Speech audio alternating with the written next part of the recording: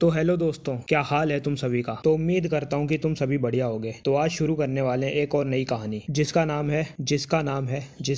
है ancient monarch. हाँ, बस यही नाम है। तो बिना किसी फालतू बकवास के अब आते हैं कहानी की ओर। तो कहानी की शुरुआत में हमें दिखाया जाता है चू कंट्री की स्काई हार्मनी सिटी की बाई क्लैन की ओर, जहाँ पे बाई फैमिली की बड़ी लड़की बाई कीजू बैठी कल्टीवेट कर रही होती है। तभी हमारा मेन कैरेक्टर किन वेंटियान, जो कि किन फैमिली का लड़का है और इस लड़की का मंगेतर भी है, उसके पास आता है और उसकी कल्टीवेट करने में मदद करता है। तभी सीन शिफ्ट होता है एक आदमी और एक बच्ची की ओर। आदमी उस बच्ची से कहता है, आई होप वेंटियान की जो सिल्वर निडल सीक्रेट टेक्निक है वो काम कर जाए और कीजू अपनी एस्ट्रल सोल को थर्ड हेवन तक कंडेंस कर ले। तभी वो बच्ची कहती है, हाँ हाँ, मेरे ब्रदर इन लॉ पर भरोसा रखो, वो सब ठीक कर देंगे। तभी हमें इन दोनों के बारे में बताया जाता है, जिसमें से आदमी का नाम बाई किंगसोंग है, जो कि बाई फैमिली का हेड है, और दूसरी लड़की का नाम बाई किंग है, जो कि इस आदमी की बेटी है, जो कि सेकंड लेडी है बाई फैमिली की। तभी सीन शिफ्ट होता है हमारे मेन कैरेक्टर की ओर, जो कि एक सुई अपने हाथ में लेके उस लड़की की ओर फेंक देता है और उसके बाद अपना इलाज करना शुरू कर देता है। और थोड़ी देर में ही इलाज कामयाब हो जाता है और वो लड़की अपनी एस्ट्रल सोल को कंडेंस कर लेती है। तभी उसके शरीर से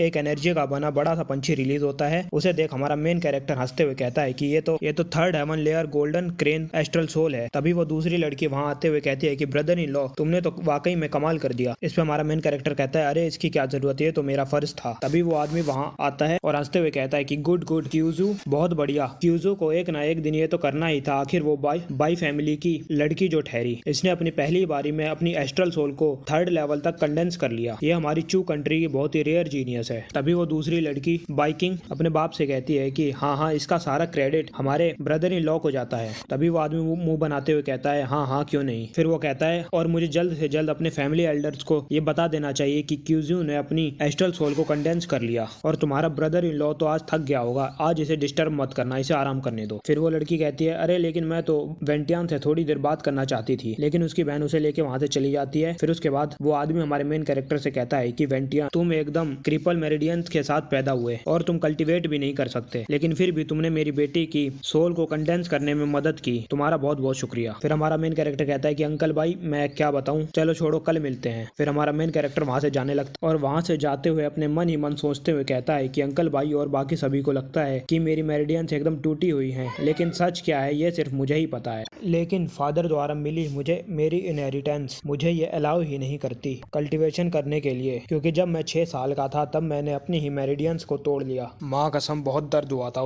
लेकिन पूरे 10 साल की कड़ी मेहनत के बाद आज मैंने अपनी मेरिडियंस को वापस से रीशेप कर लिया। और कितनी कमाल की बात है, अब वो 10 साल पूरे कंप्लीट हो गए और कुछ दिनों बाद अंकल भाई का 15वां जन्मदिन भी आने वाला है। और अब मैं अपने एस्ट्रल सोल को कंडेंस करके अंकल भाई के बर्थडे पे उन्हें बहुत बड़ा सरप्राइज देने वाला हूँ। तब आते हैं हम अगले दिन की ओर, जहाँ बाहर गली में कई लोग बातें कर रहे होते हैं, जिनमें से कोई बंदा कहता है, अबे तूने सुना, कल रात हमारी एल्डेस्ट लेडी ने अपना ब्रेक थ्रू कंप्लीट कर और वो अपनी थर्ड लेयर एस्ट्रल सोल को भी उन्होंने कंडेंस कर लिया। फिर दूसरा कहता है, हाँ मुझे पता है, क्योंकि फैमिली हेड ने पहले से ही अनाउंस कर दिया और मुझे लगता है कि बाई क्लैन बहुत ही ज्यादा तरक्की करने वाला है, क्योंकि उसने एक बहुत ही रेयर जीनियस को प्रोड्यूस किया। और मैं जानता हूँ कि 4 बड़ी अकेडमी भी हमारी एल्डेस्ट लेडी को अपनी अकेडमी में शामिल करने के लिए आने वाली हैं। और उनकी ये सारी बातें हमारा मेन कैरेक्टर कमरे के भीतर बैठा बैठा सुन रहा होता है और मन ही मन खुश हो रहा होता है। फिर हमारा मेन कैरेक्टर कमरे के बाहर जाने लगता है, लेकिन तभी हमारे मेन कैरेक्टर को कुछ गार्ड्स रोकने लगते। फिर हमारा मेन कैरेक्टर उनसे कहता है कि अब मैं तुम्हारा ये करने का क्या मतलब समझूं। फिर वो गार्ड्स कहते हैं कि मास्टर किन, तुम हमारी सिचुएशन को समझ नहीं है, तुम बस एक कचरा हो जो कि इस कमरे में रह रहे हो। क्या तुम्हें सच में लगता है कि तुम हमारे मास्टर इन लॉ बन सकते हो? हमारी यंग लेडी ने अपनी सोल को कंडेंस कर लिया, अब भविष्य में उनका फ्यूचर बहुत ही ज्यादा ब्राइट होने वाला है। क्या तुम्हें सच में लगता है कि अब वो तुम्हारे साथ रहने भी वाली है? फिर ये सोच के हमारा मेन कैरेक्टर मन में सोचता है कि तो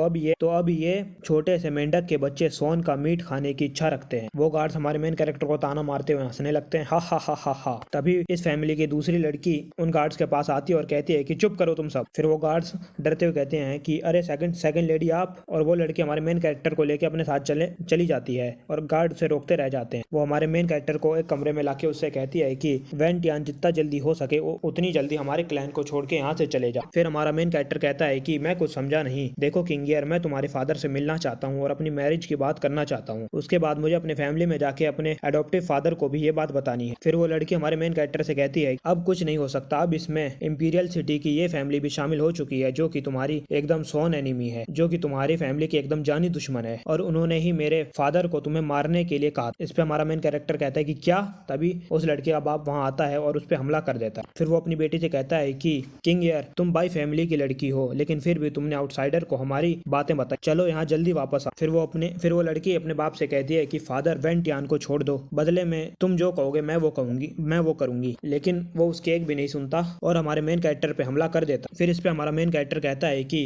अंकल भाई, क्या ये किंग ईयर जो कह रही है क्या वो सब सच है? फिर उस पे वो अंकल कहता है कि तुम्हें क्या लगता है कि तुम कौन हो जो मैं तुम्हारे सभी सवालों का जवाब दूंगा? तुम एक कचरा हो, थे और रहोगे। अब मैं ये फैमिली के लड़के की तरफ से न्याय करने वाला हूँ। इस पे हमारा मेन कैरेक्टर कहता है कि लेकिन अंकल भाई, मैं तुम्हारी फैमिली में पिछले 3 सालों से रह रहा हूँ और तुम्हारी लड़की की एस्ट्रल सोल को कंडेंस करने में मदद भी कर रहा हूँ, तो भी तुम मेरे साथ ऐसा कैसे कर सकते हो? अंकल भाई, तुमने ये मेरे साथ बिल्कुल गलत किया। अगर तुम्हें हमसे कोई शिकायत थी तो आपस में बैठकर बात कर लेते। लेकिन तुमने ये फैमिली के साथ मिलकर बिल्कुल भी गलत। अब तुम्हें इसके कॉन्सिक्वेंसेस खुद भुगतने होंगे। फिर वो अंकल कहता है कि क्या कॉन्सिक्वेंसेस? क्या तुम जानते नहीं, इस 9 हेवनली कॉन्टिनेंट में जो ताकतवर है वही राज करता है और बाकी कमजोर बस कुचले जाते हैं। फिर हमारा मेन कैरेक्टर उससे चिल्लाते हुए कहता है कि भाई, यहाँ जरा ध्यान से देख भी लो कि यहाँ सिर्फ मैं ही नहीं बल्कि तुम्हारी लड़की भी है। क्या तुम मेरे चक्कर में उसको भी मारना चाहते हो? लेकिन ध्यान रहे, मुझे मारना इतना आसान भी नहीं। फिर वो अंकल कहता है कि हाँ, और उसके बाद वो अपने गार्ड्स को बुला के उनसे कहता है कि इस लड़की को यहाँ से ले जाओ और कमरे में बंद कर दो, देखना ये कभी वापस कोर्टयार्ड में ना निकले। फिर वो गार्ड्स आगे बढ़ते और हमारे मेन कैरेक्टर की कुटाई करके उस यंग मिस को वहां से ले जाते। फिर हमारा मेन कैरेक्टर भी चीखते हुए कहता है कि तुम मेरा इंतजार करना, मैं बहुत जल्द अपनी एस्ट्रल सोल को कंडेंस करके बदला लेने वापस आऊं, मैं इतनी आसानी से मरने वाला भी नहीं। फिर हमारे मेन कैरेक्टर के इतना कहते ही ये वाला एपिसोड यहीं पे खत्म होता है। तो मिलते हैं अगले एपिसोड में, तब तक के लिए धन्यवाद।